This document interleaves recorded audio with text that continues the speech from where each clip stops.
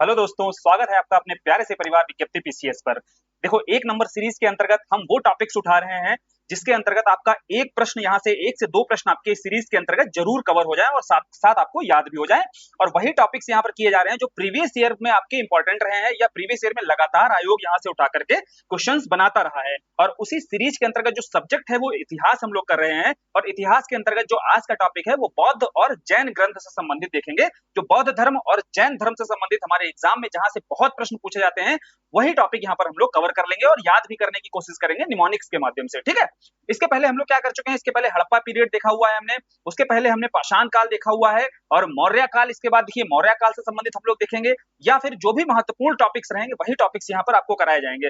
ज्यादा इधर उधर की चीजें नहीं हम लोग करेंगे, डिटेल से चीजें करनी है तो डिटेल से मैराथन वीडियो पड़े हुए हैं, लंबे वीडियोस हैं 8 से 10 घंटे के, वो डिटेल्स में आप सेक्शन कंप्लीट कर सकते हैं, अपना वो विषय कंप्लीट कर सकते हैं। फिर यहाँ पर आकर के वो चीजें हम रिवाइज कर लेंगे जो चीजें इंपॉर्टेंट हैं, जो चीजें लिहाज से एग्जाम के लिहाज से बहुत महत्वपूर्ण है, जिन्हें छोड़कर बिल्कुल नहीं जाना है। ठीक है, तो देखते हैं यहाँ पर बौद्ध धर्म और जैन धर्म के अंतर्गत तो संगीतियां, जो बौद्ध संगीतियां हुई या जैन संगीतियां हुई, यहाँ से प्रश्न बहुत आपके एग्जाम में आते हैं। बाकी बौद्ध धर्म को तो डिटेल से पढ़ा ही होगा कि भगवान बुद्ध का जन्म या उन ज्ञान की प्राप्ति के लिए जब वो जाते हैं तो वह ज्ञान की प्राप्ति के मार्ग में जब धर्म चक्र परिवर्तन की घटना होती है, जब उन्हें ज्ञान की प्राप्ति होती है, इसके बाद जब पहला उपदेश देते हैं तो वहां पर भी आपने देखा होगा। उसके बाद जब उनको निर्वाण की प्राप्ति होती है, वहां पर निर्वाण की घटना कहलाती है। तो ये सारी जो चीजें हैं, ये सारी जो घटनाएं हैं बौद्ध भगवान बुद्ध से संबंधित या फिर बौद्ध धर्म से संबंधित, ये सारी चीजें आप लोग क्या करते हो, डिटेल में पढ़ते ही हो। यहाँ पर हम लोग बौद्ध संगीतियां देखेंगे और बौद्ध संगीतियों में पता होना चाहिए कि 4 बौद्ध संगीतियां हुई हैं। अब इन 4 बौद्ध संगीतियों में हमसे प्रश्न कहां से आता है, एक तो कभी कभी प्लेस को लेकर के प्रश्न पूछ देता है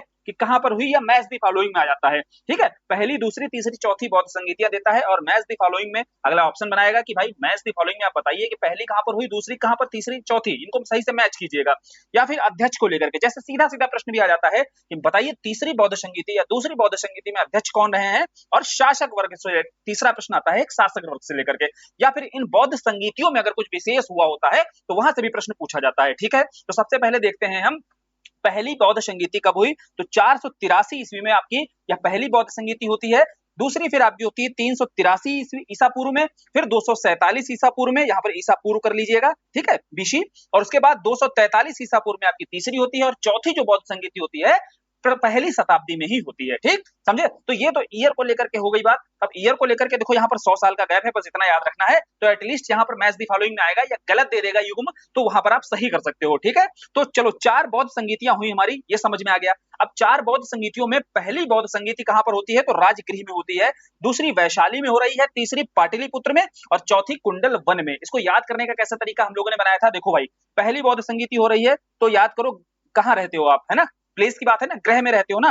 तो ग्रह में पहले देखो, आप समझो ग्रह में पहले कौन आता है, बोले पहले शाली आती है और फिर आपका क्या होता है, पुत्र आता है। ठीक है, भैया देखो शादी होती है ग्रह में तो पहले साली आती है, उसके बाद पुत्र आता है और फिर उसके बाद में पति चला जाता है वन की ओर। ठीक है, तो ऐसे याद रखना है। चलो, तो ग्रह, ग्रह से शाली आपने याद किया, शाली से पुत्र, पुत्र के बाद में आगे आपको वन से कुंडल वन याद कर लेना है। तो ग्रह से कौन सा हो गया, राजगृह। तो पहली बौद्ध संगीति कहां पर हुई है, राजगृह में हुई है। दूसरी बौद्ध संगीति शाली से वैशाली याद हो गया, तीसरी बौद्ध संगीति पाटलिपुत्र, चौथी हो गई कुंडल वन में। अब दूसरी बौद्ध संगीति और तीसरी अगर आपसे वहां पर देखो कैसे, वहां कंफ्यूजन नहीं होगा, समझो बात को। दूसरी और तीसरी बौद्ध संगीति वहां दे देगा और दूसरी के सामने वैशाली लिखा होगा और तीसरी के सामने पाटलिपुत्र लिखा होगा, ये बदल देगा, एक्सचेंज कर देगा। तो कभी आप कंफ्यूज हो गए नहीं होगे ना, आपको पता है कि पहले साली उसके बाद पुत्र। ठीक है, तो ये हो गया प्लेसेस। प्लेसेस को लेकर के कितना भी घुमा के क्वेश्चन पूछने की कोशिश करेगा गलत नहीं होगा। अब आते हैं अध्यक्ष पर। देखो अध्यक्षता पहली जो बौद्ध संगीति हुई उसकी अध्यक्षता की गई महाकश्यप की, महाकश्यप के द्वारा। दूसरी जो बौद्ध संगीति थी उसकी सर्वकामी के द्वारा, तीसरी मोगलीपुत्र तिष्य और चौथी जो बौद्ध संगीति थी उसकी अध्यक्षता की गई वसुमित्र के द्वारा और उपाध्यक्ष थे अश्वघोष। यहां पर देखो कंफ्यूजन यहां पर होता है, इस जगह पर होता है कि अध्यक्ष और उपाध्यक्ष बदल देता है। कभी कभी उपाध्यक्ष को अध्यक्ष लिख देगा और अध्यक्ष को उपाध्यक्ष लिख देगा, तो कतई कंफ्यूज नहीं होना है। यहाँ पर याद क्या रखना है, ये याद रखना है। देखो अध्यक्ष आप किसको बनाओगे, अपने मित्र को बनाओगे। आपके पास अगर ऑप्शन रहे 2 व्यक्ति हो उसमें से एक आपका मित्र हो तो अध्यक्ष किसको बनाओगे, बोले मित्र को बनाएंगे। तो बस यहीं से याद हो गया कि मित्र से वासुमित्र याद किया और वासुमित्र ही यहाँ पर अध्यक्ष बनाए गए थे और उपाध्यक्ष यहाँ पर अश्वघोष थे। ठीक है, अब आता है कौन से शासक ने संरक्षण दिया। ठीक है, भाई कोई भी बौद्ध संगीति हो रही है तो obvious सी बात है कि वो जो शासक रहेगा वह भी उस बौद्ध धर्म का मतनुयायी होगा, तभी वह उस धर्म को या उस संगीतियों को, यानी कि वहां पर जो भी घटनाएं हो रही होंगी उन्हें अपने यहाँ पर संरक्षण देगा, प्रोटेक्शन देगा। तो बोले शासक वर्ग को लेकर भी प्रश्न आता है। तो सबसे पहले आपको बताना है कि पहली जो बौद्ध संगीति हुई, यहाँ पर अजातशत्रु थे शासक, दूसरी कालाशोक थे, तीसरे अशोक और चौथी कनिष्क। ठीक है, समझो बात को। अजातशत्रु, कालाशोक, अशोक और कनिष्क, इसको याद करने का बढ़िया निमोनिक है, याद रखो एके एके। ठीक है, एके एके जैसे याद रखोगे तो ए से हो गया अजातशत्रु, के से कालाशोक, ए से अशोक और फिर के से कनिष्क और कालाशोक अशोक। ठीक है, कालाशोक से काला हटा दो तो अशोक बचा, इसके बाद में दूसरे से तीसरा आप पहुंच जाओगे और चौथा कनिष्क है।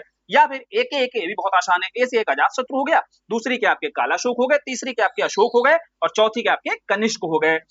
अब क्या कुछ विशेष हुआ है जो पूछा जाता है इन बौद्ध संगीतियों में? जैसे पहली जो बौद्ध संगीति हुई, यहाँ पर आपको विनय पिटक और सुत्त पिटक दो ग्रंथ दिखाई देंगे। तीन ग्रंथ है ना बौद्ध धर्म के, विनय पिटक, सुत्त पिटक और अभिधम्म पिटक। तो याद रखियो अभिधम्म पिटक की रचना अभी नहीं हुई है। पहली जो बौद्ध संगीति है यहाँ पर सुत्त पिटक और विनय पिटक की रचना होती है। और विनय पिटक जो है, जो भी बौद्ध धर्म से संबंधित, जो भी संघ से संबंधित नियम आदि होते थे उनका संकलन होता था। और जो अभी जो शुद्ध पिटक है, अब शुद्ध पिटक में जो है देखिए बौद्ध की शिक्षाओं आदि का वर्णन है। इसीलिए एक प्रश्न और बनाया जाता है कि जो शुद्ध पिटक है इसको बौद्ध धर्म का इंसाइक्लोपीडिया कहा जाता है। इंसाइक्लोपीडिया बौद्ध धर्म किसको बोला जाता है? शुद्ध पिटक को बोला जाता है। इसके बाद जो तीसरा पिटक है अभिधम्म पिटक। तो जब तीसरी बौद्ध संगीति हुई, तीसरे जो समझो आपको पिटक है जो तीसरी बौद्ध संगीति में ही उसका संकलन होता है। तो तीसरी जो बौद्ध संगीति है वहीं पर अभिधम्म पिटक का संकलन होता है, जहां पर आपको बौद्ध धर्म से संबंधित बौद्ध दर्शन की बातें दिखाई देंगी। ठीक है, समझ में आया? तीनों पिटकों के बारे में संबंध क्लियर हुआ है ना। अब आते हैं आगे अगला। जैसे बौद्ध संगीतियां देखिए, ऐसे ही जैन धर्म में जैन ग्रंथों के संकलन के लिए दो संगीतियां होती हैं जो आपकी कहां पर होती है? एक पहली आपकी पाटलिपुत्र यानी कि पटना में ही नजर आएगी और दूसरी जो बौद्ध संगीति है वल्लभी गुजरात में नजर आती है। ठीक, समझो बात को। देखो जैन धर्म में होता क्या है, जैन धर्म में आपको तीर्थंकरों के बारे में तो जानकारी होगी। पहले तीर्थंकर कौन हुए भाई? ऋषभ देव हुए। अब ऋषभ देव का प्रतीक चिन्ह भी पूछ लेता है, शांड है। ठीक है, 22वें, 23वें, 24वें ये तीर्थंकर भी पूछे जाते हैं। 24वें तो पता होगा सभी को, है ना, महावीर स्वामी थे, इनका सिंह था, है ना, प्रतीक। अब इसके पहले जो 23वें हुए वो कौन हुए? पार्श्वनाथ हुए। पार्श्वनाथ का क्या था तीर्थंकर प्रतीक? क्या था? पार्श्वनाथ का प्रतीक था सांप। इसके पहले नेमिनाथ हुए 22वें। तो 22वें याद रखना है, 23वें याद रखना है, 24वें याद रखना है। 22वें कौन है भाई? नेमिनाथ है, जिनका प्रतीक चिन्ह क्या है? शंख है। 23वें कौन है भाई? 23वें पार्श्वनाथ है, जिनका प्रतीक चिन्ह क्या है? सर्प। 24वें आपके महावीर स्वामी हैं, जिनका प्रतीक चिन्ह क्या है? सिंह है। तो ये कुछ तरीके से देखो, ये भी ऐसे प्रश्न है जो पूछे जाते हैं। और जो देखो साइड बाय साइड जो चीजें बताई जाएंगी वो आप समझ लीजिए एग्जाम के लिहाज से वो भी थोड़ी बहुत महत्वपूर्ण होंगी, तभी यहाँ पर चर्चा हम लोग कर लेंगे। यहाँ संगीति के बारे में चर्चा है, जैसे बौद्ध में 4 संगीतियां हुई, ऐसे जैन धर्म में भी 2 संगीतियां होती हैं। अब ये 2 संगीतियां कब होती हैं? देखो जैन धर्म में श्वेतांबर और दिगंबर 2 धाराओं में बट जाते हैं लोग। अब दिगंबर कौन होते हैं? दिगंबर जो वस्त्र धारण नहीं करते हैं, श्वेतांबर जो श्वेत वस्त्र धारण करते हैं। अब श्वेत वस्त्र धारण करते हैं वो आपके कौन होते हैं भाई? स्थूल भद्र वाले व्यक्ति होते हैं। और जो दिगंबर होते हैं, जो भद्र बाहु वाले होते हैं, वो दिगंबर होते हैं और जो उत्तर से कहां चले जाते हैं? दक्षिण की ओर, श्रावण बेल गोला की ओर चले जाते हैं। ठीक है, तो अब जैसे ही वो दक्षिण कर्नाटक के क्षेत्र में जाएंगे तो यहाँ पर जो जैन धर्म है, यहाँ पर अपने ग्रंथों के संकलन के लिए एक संगीति बिठाई जाती है। वही पटना में पहली जैन संगीति होती है, जहां पर 12 अंगों की रचना की जाती है। तो क्लियर हुआ कि पहली जैन संगीति कब हो रही है? जब 2 धाराओं में जैन धर्म बट जाता है, श्वेतांबर और दिगंबर वाले साउथ की ओर चले जाते हैं। तो उत्तर में इस जैन धर्म का अस्तित्व को बचाए रखने के लिए जो संगीति होती है वही पहली जैन संगीति होती है, जहां पर अध्यक्षता कौन करता है? स्थूल भद्र करते हैं। क्योंकि भद्र बाहु कहां चले जाते हैं? कर्नाटक की ओर चले जाते हैं। इसलिए यहाँ पर उत्तर पर जो अध्यक्षता की जाती है स्थूल भद्र के द्वारा की जाएगी।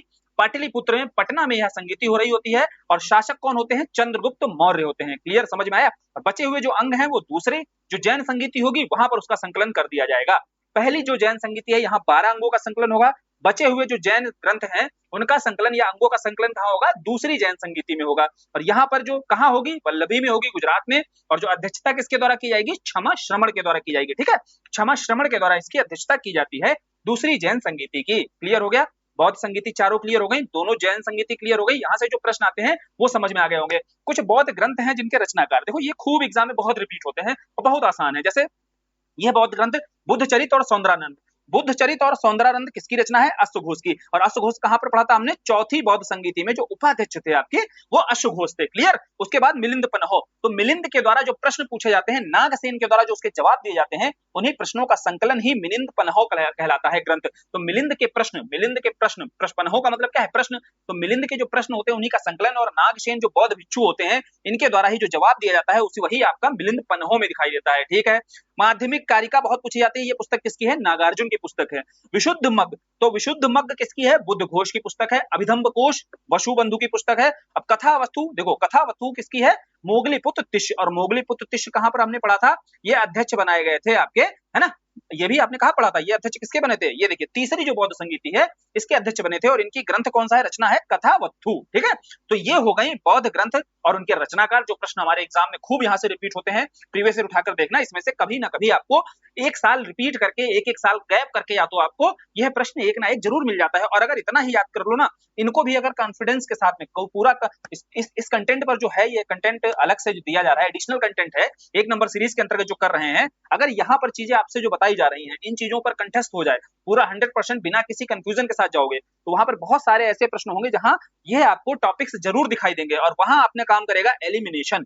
एलिमिनेशन काम करता है इस तरीके से कि जब आप एलिमिनेट करोगे, एलिमिनेट तभी आप कर पाओगे ना जब आपके पास 100% यहाँ पर नॉलेज हो, 100% वो फैक्ट आपको याद हो, तभी आपके पास कोई कंफ्यूजन नहीं हो, तभी आप एलिमिनेशन के माध्यम से अपना आंसर सही कर सकते हो। ठीक है।